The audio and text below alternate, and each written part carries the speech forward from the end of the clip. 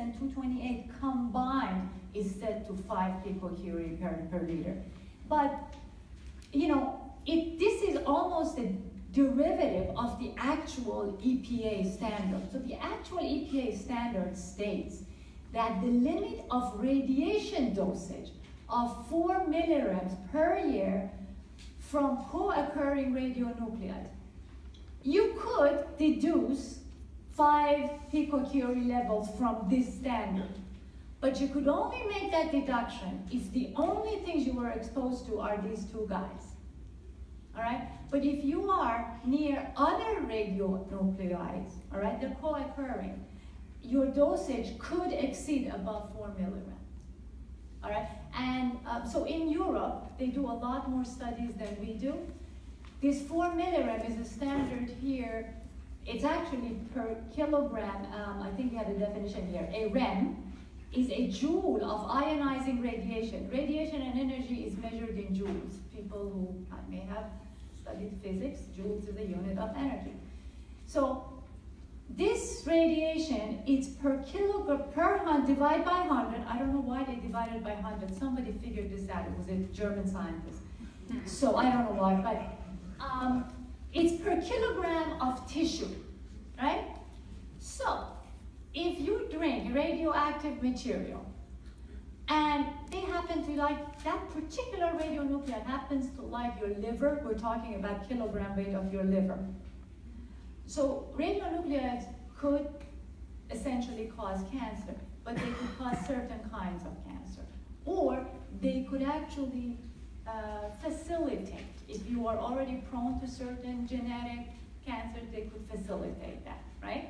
So this 4 milligram is a very safe standard, actually, all right? So whoever said it in 1976 knew what they were doing. I'm not quite sure about these derivatives, but it doesn't really matter. If the standard says 5 picocurie, and I understand in Bethpage you have problems way above 5 picocurie, right? I have concerns for levels a little bit less than that. But let's see.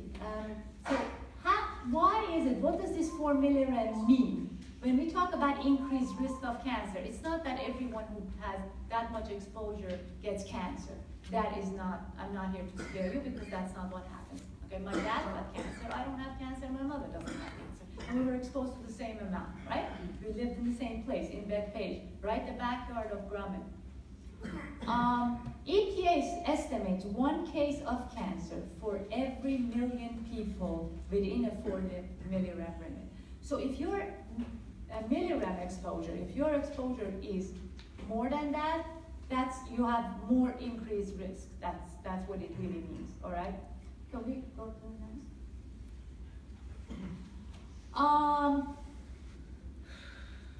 So basically, we've got to make sure that, you know, MCL standards are set for RA 226 and 228, and we'd like to see, I would personally like to be able to give the leverage by the courts to test the water for these other radionuclides, especially in Bethpage, which is what I hear there's an issue. Also, something that wasn't mentioned because it's not part of the Clean Drinking Water Act is the amount of radon in water. I know you guys talked about radon in air, and the limit for that is 4 picocurie per liter. And by the way, you could take those radon detection kits from Home Depot and look at the radon in the air. But APA also has a proposed standard for radon in drinking water, and that's 300 picocurie per liter. So in Suffolk County, not only they're concerned about the 5 picocurie of RA 226 and 228, but they also have to watch out for radon at this level, right? So but also remember that radon is a gas that's water soluble. So if you have RA 226 and 228 in your water, you can have radon in your water. I had the water from my house tested. I'm in Jericho Water District right now. My levels of radon in water is 287, very close to 300 limit. All right, so that is a standard, and all these things, by the way, are referenced, and you could look them up. go to EPA site, none of these is, these are all the numbers. Okay. So the degree of harm to your body depends on the amount and the duration and what type of radiation do you have. Not all radioactive materials are evil. Sometimes we use them for diseases screening, right? Have you ever had CAT scans where they shot you with this dye that, you know, makes your parts of your body glow when they when they take a X-ray? That's a good use of radionuclides, right? But the exposure to that is very limited, and the doctors decided that the benefit outweighs the risks. Anyway, so you could take a look at why radionuclides have different properties, but I just kind of want to, I know I was given a 2-minute notice. So radon exposure as a gas. I talked about drinking water, but as a gas, radon can accumulate to dangerous level, and because it cannot be smelled or tested, if it's in the air, you will not be able to detect it. As my colleagues here mentioned, EPA has a standard of 4 picocurie per liter of air, and this is now established facts, not by me. I'm not. This is, you know, this has been looked up by reports. In reports, exposure to radon is the second leading cause of lung cancer in the United States. And let me tell you something, doesn't matter whether it's naturally occurring or man-made. The danger is the same.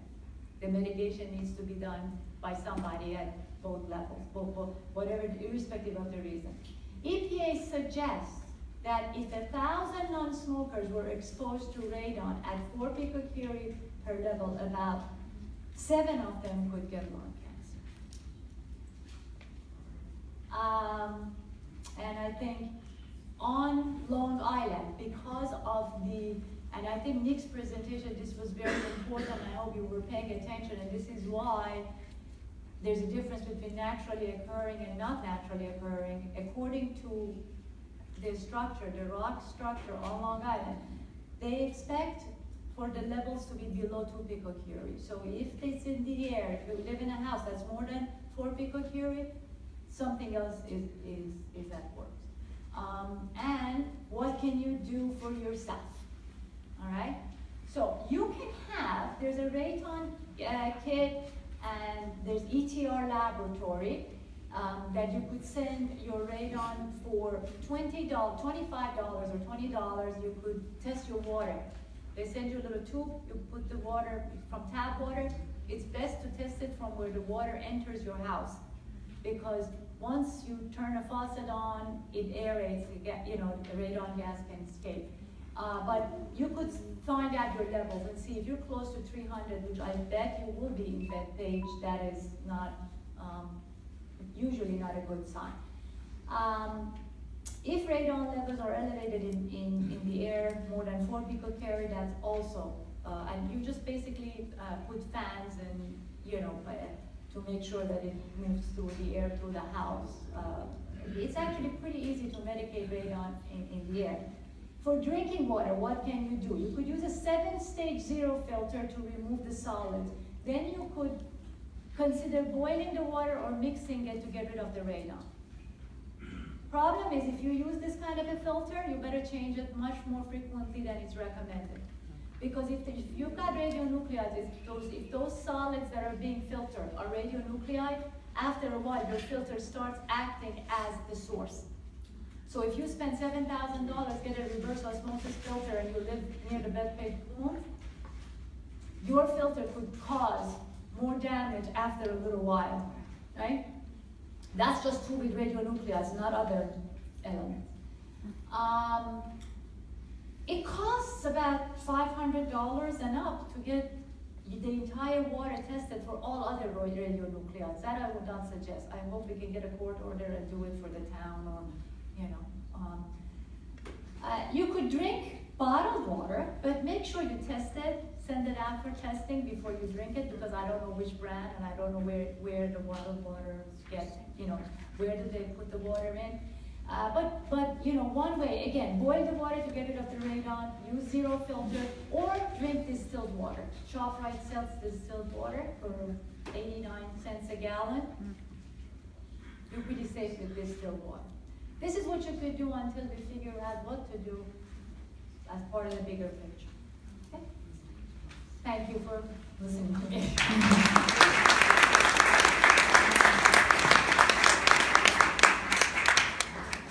Thank you very much, Marge.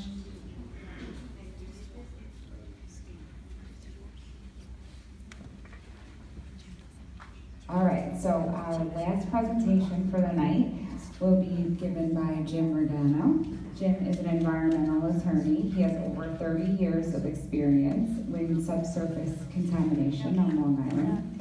His law firm, Radon LLC, has successfully resolved significant environmental issues with the Navy on other matters.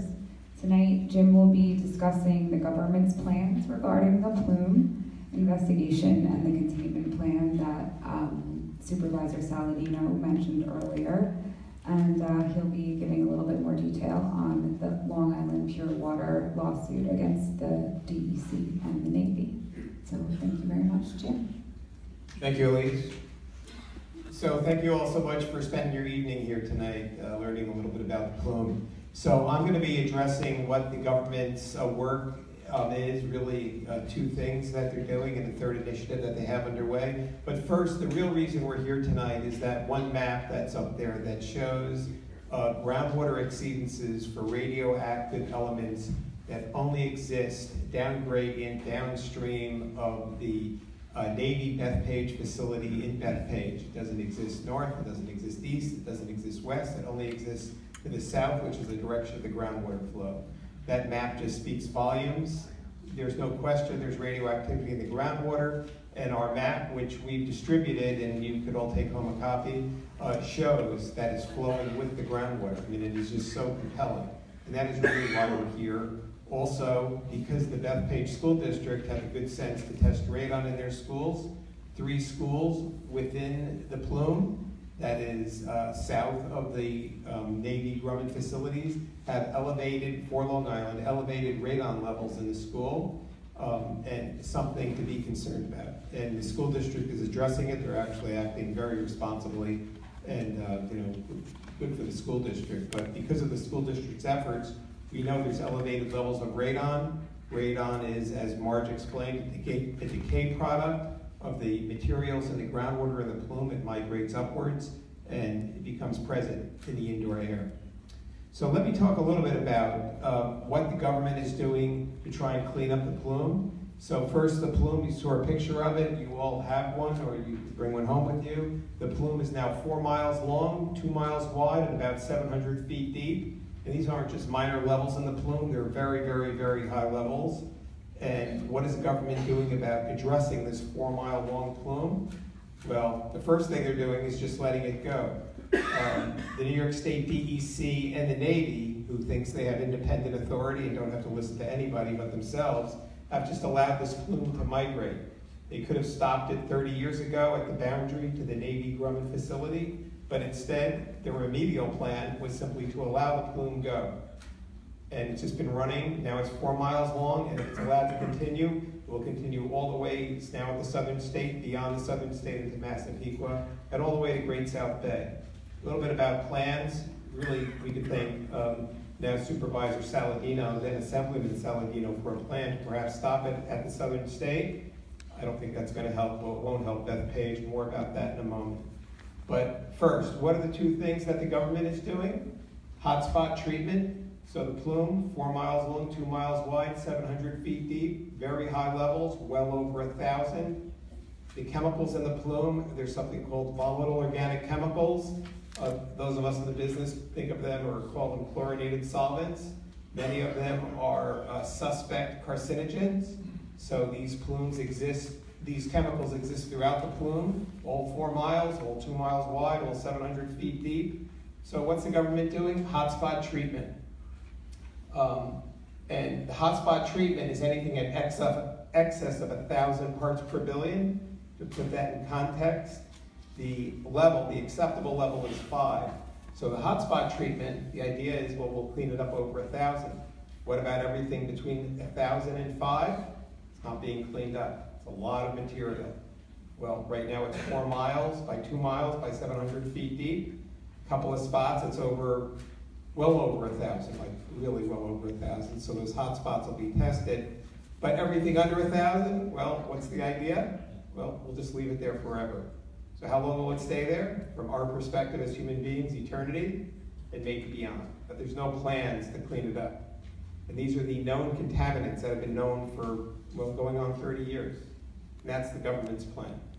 That's why we're here today, representing citizens.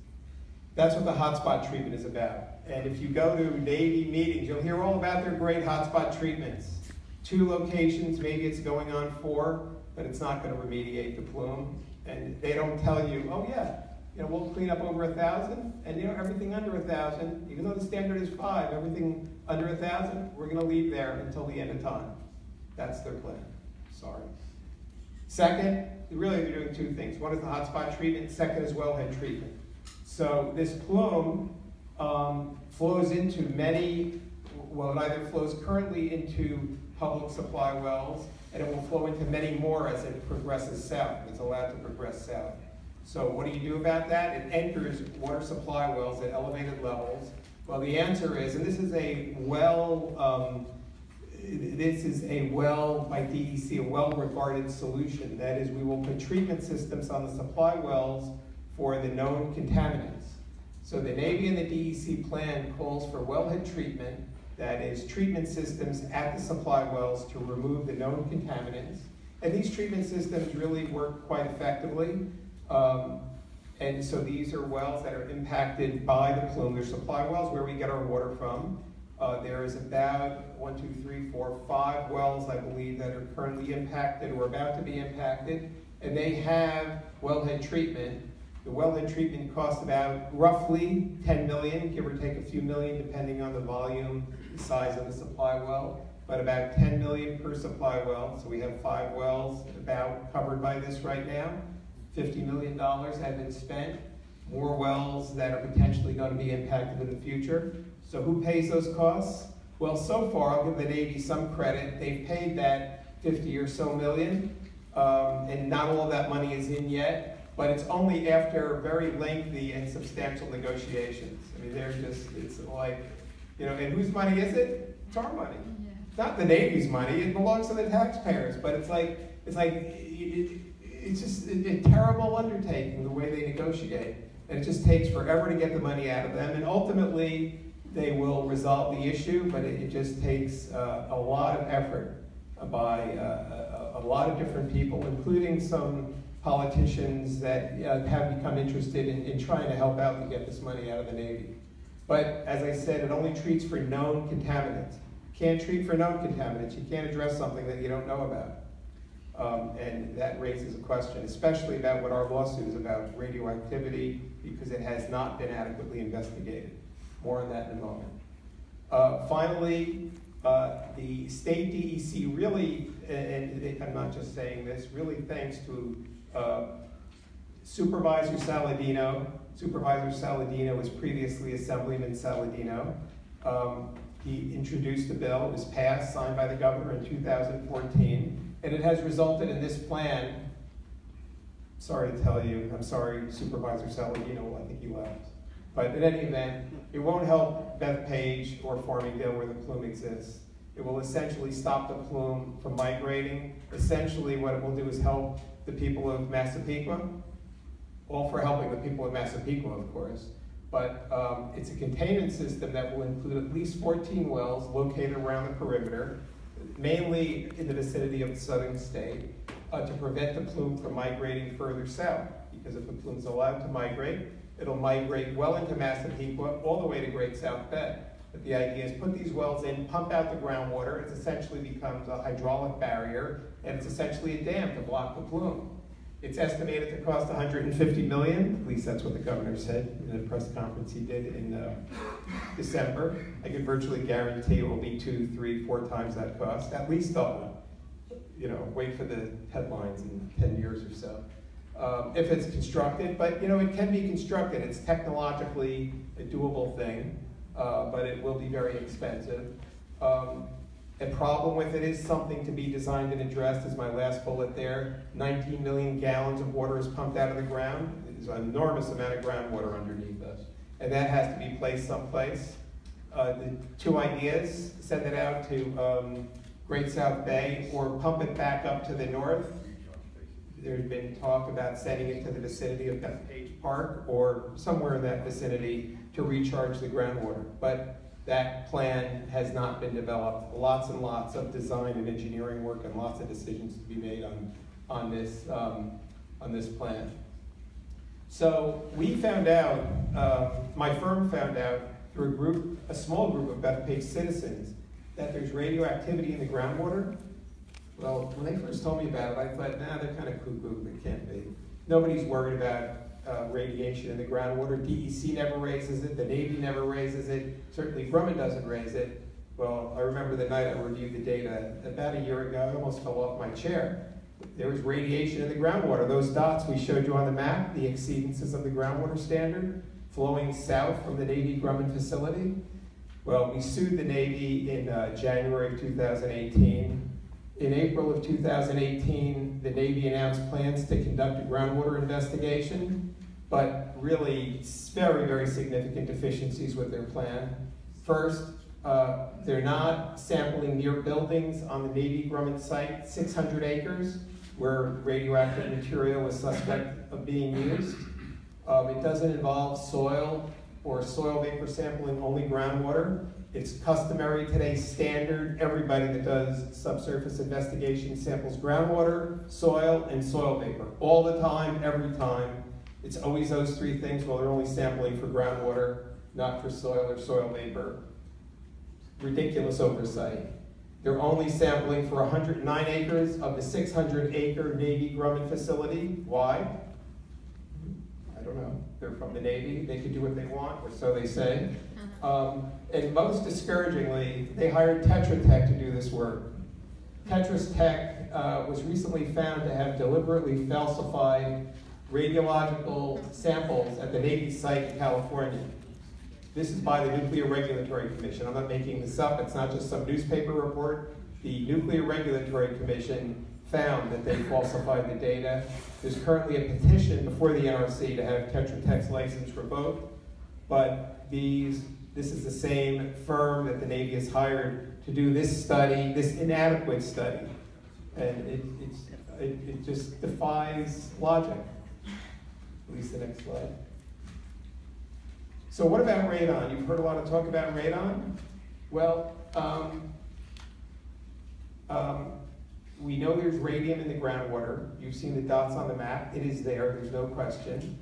The Bethpage School District, to their significant credit, decided to test for radon. They're the only ones who have tested for radon. I give them enormous credit. It was detected at the Central Boulevard Elementary School. Well, let me take that back. They installed a vapor barrier. Assume they found it, and that's why they installed the vapor barrier. But had they not conducted this sampling, we wouldn't know there was a radon issue. But what we do know is they detected it at 3.8 to 4 picocuries per liter. What we know on Long Island, 2 or less is a typical number.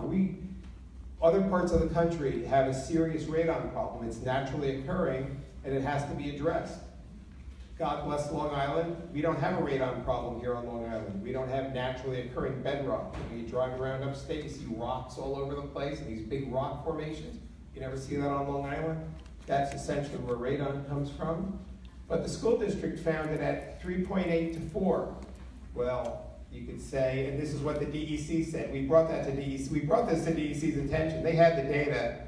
We brought it to their attention. We have it at 3.8 to 4. That's really pretty high for Long Island. It could well be coming from the radium in the Plume and the Navy Grumman site. And they said, no, that's not right. It's below, it's at 4 below. EPA says 4 below is okay. 4 below is not okay. First, EPA recommends mitigation. And mitigation is not particularly expensive. I don't know why this has to be a hidden thing with DEC and the Navy. But EPA recommends mitigation at 2, not at 4. The DEC, as I said, the DEC and the Department of Health are aware of these test results. And what really is disturbing, even at 4, which EPA says is okay, that's 7 cancers per 1,000 people exposed, a lifetime exposure, but nevertheless exposed. That is not a big risk. 7 out of 1,000? I mean, it's 7 people out of 1,000. Oh yeah, I'm sorry, you look like you have an important question. I don't want to, did you want to? No? Oh. Well, then it's terrible. Well, your world ends. But, so 4 is not a good number. 2 is okay, but then you have to do something. And it's been found in the schools to be at 4. I'm not suggesting that kids stay home from school in September, but it needs to be addressed. It needs to be investigated. We need to know what the heck is going on here. We must. How can we ignore it? And yet, our state DEC and the Navy have both elected to ignore this. I've talked to the DEC about this. They have provided their info to Newsday, and they said, don't worry about it. And I'm not exaggerating anything here. These are just the facts. And DEC said, no, we don't believe there's a problem. There's a problem. There's at least enough of an issue that it must be investigated. It has to be. Please, the next slide. So what have we done about it? Well, all of this was brought to our attention about a year ago. Jim Regano, police, works with me. We have other attorneys. Nick is in the back. And actually, I've had an army of attorneys volunteer to work on this matter. Too many that I could actually manage. So citizens brought this to my attention about a year ago, radioactivity in Bethpage. I'd name them, but they prefer to stay in the background. But thank God for them.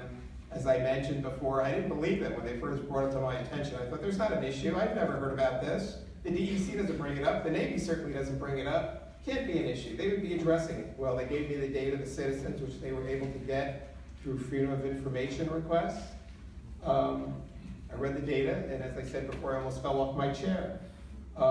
So I decided we must do something. I can't morally stand by and let this go. So we sent a notice letter to Governor Cuomo, the New York State DEC, and the Navy that we have a very significant problem here, and it must be addressed.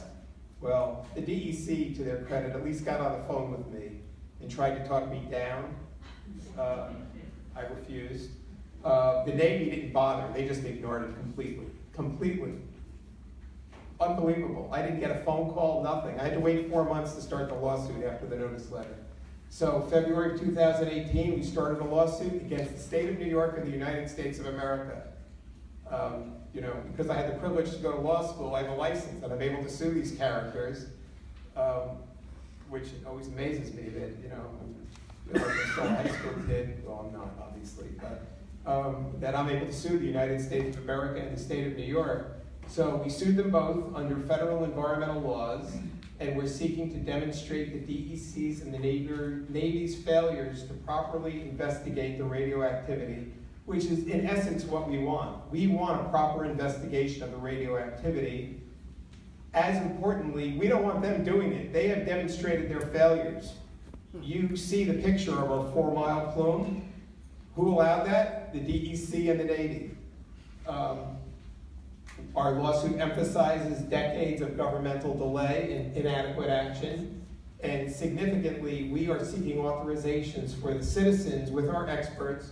You've heard from our 3 very eminent experts to conduct this investigation, and we want it funded by the Navy.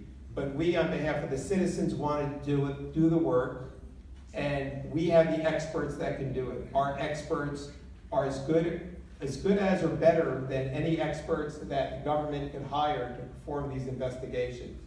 And there isn't any reason why we shouldn't be allowed to do it. And we want the Navy to pay for it. So what was the Navy and the DEC's response to our lawsuit? We filed it in February of 2018. So here we are, several months later. They really had 2 responses. One response, this is from both the USA and the state. You cannot sue us. You are just citizens, and you cannot sue the government. It's the response. They go on with a hyper-legal analysis of why that may be true, but in essence, that was their response. You, citizens, cannot sue us because we're from the government. The Navy went further. Not only can you not sue us, but we're in charge, and we, the Navy, cannot be told what to do by anybody but ourselves. We are in charge. You see what that has brought us, a 4-mile-long plume, and most significantly today, failure to address the radioactivity. It's just outrageous. The other issue, the other thing they responded was a report that the radioactivity is naturally occurring. You've seen the information. I mean, the likelihood of this being naturally occurring when the data just shows, as I like to think of it, a string of pearls of radioactivity flowing south from the Navy Grumman site in the direction of the groundwater flow, that's really naturally occurring. And the only place in the area where it exceeds the groundwater standard, it just doesn't make any sense. But they continue on. I got my most recent document from them just about 2 hours ago about how they wanted an extension so they could file more papers about how you, the citizens, cannot sue the government. We're very confident in our case. We are sure that we will, we're highly confident, I should say. Can't be sure of anything when you go to court. But we're highly confident that we will prevail, that their motion to dismiss will be denied. But that process takes time. The court process takes a long time. We're going to persevere. We're going to keep at it. Thousands of hours of legal work on our behalf to do this, but we're going to keep at it and we're going to keep plowing away with the Navy. But what do we really need to get this resolved, and what do we really need to get this addressed? Well, we need citizen and political intervention. And there are politicians that will intervene really on your behalf as citizens, but they have to hear from you. You know, it's your country. They work for you. They're elected officials. And senior federal elected officials, senators, folks in Congress, can intervene and require the Navy to pay for this investigation and allow us, citizens, to do the work. What will it take to do that? Political intervention. If we had U.S. senators, if we had folks in Congress saying, Navy, resolve this matter with the citizens and let's get this done, it'll happen. I can guarantee it'll happen. I've done it before where the Navy was just impossible. They were just impossible. We went the political route. This was several years ago, and the Navy, well, they actually called me up. They were quite angry because we pushed the political buttons, but they resolved it immediately, and it was done. Millions of dollars were spent addressing the issue. These are other environmental matters and cases. You all have forms about our group. If you'd like to join, it doesn't cost anything. Become a member of Long Island Pure Water. The more we have behind us, the better. The more politicians will stand up and take notice.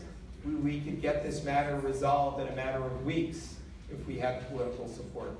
And that's really what we need. We are thinking about a rally in September.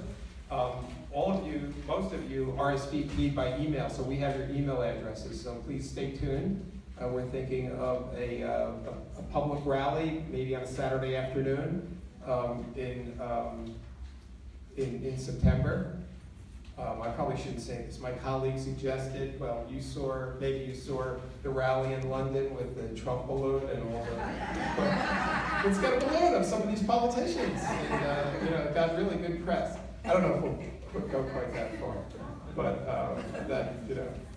it was great media attention.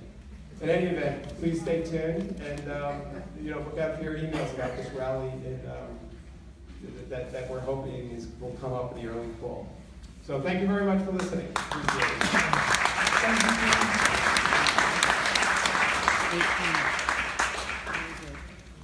All right, thank you, Jim. So we went a little bit over with the presentations, but I couldn't cut them off. I just felt like everybody had such important information to share with you. So what I'm going to do is, if you have index cards, maybe pass them all to this side of the room, and then you can pass them up but I'll read as many as I can. While that's happening, I know I just got notice that Christine Pellegrino, Assemblywoman Christine Pellegrino is here, and she would like to address all of you. So, Christine, wherever you are, I'm gonna come up and, yeah, here she is. All right, give her a round.